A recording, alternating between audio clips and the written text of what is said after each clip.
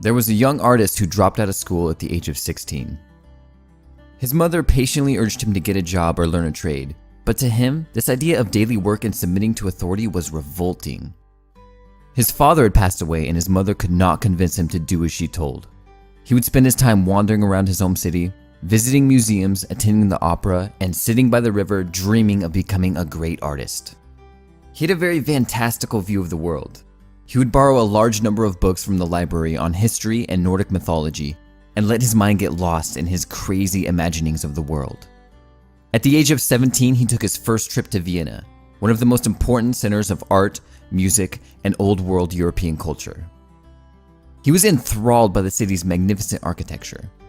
Here, he dove deeply into his art. He could draw detailed pictures from the memory of a building he had only seen once, a very rare skill to have. But when he returned home, he had little motivation to do well in school. After dropping out, he put all his hope into achieving greatness as an artist. At the age of 18, he enrolled in the Vienna Academy of Fine Arts. He had taken all his money and planned to live and study in Vienna. He had taken a huge risk and staked his whole life on his belief in himself as an artist. After taking the 2-day entrance exam, he felt confident, assured that he was going to get in. But failure struck him like lightning. His drawings were judged as unsatisfactory, and he was told he had a lack of artistic talent, with a notable lack of appreciation for the human form. Shaken, heartbroken, and rejected, he left Vienna and returned home, planning to take the entrance exam next year. But things didn't quite go to plan for him. The next year, he failed the exam again, and his beloved mother died after a long battle with cancer. It wasn't long before he ran out of money and was forced to live in homeless shelters and men's hostels.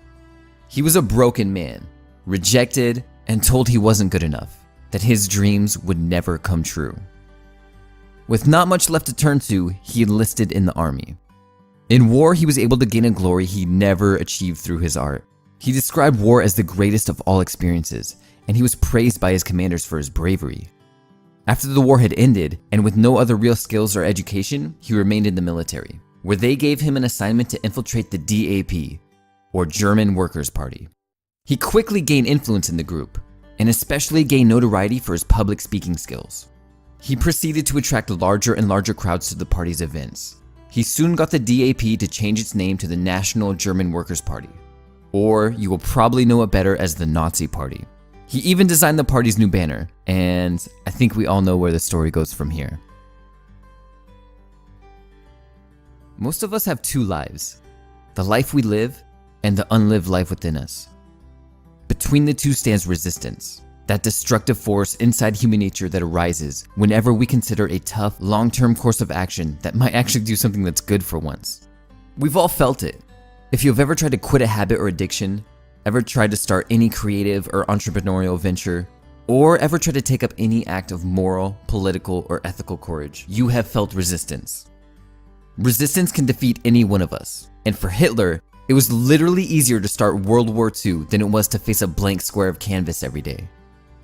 Resistance beat him, like it beats most. The warrior and the artist live by the same code. Each day the battle must be fought anew. The artist must prepare his mind for the long haul.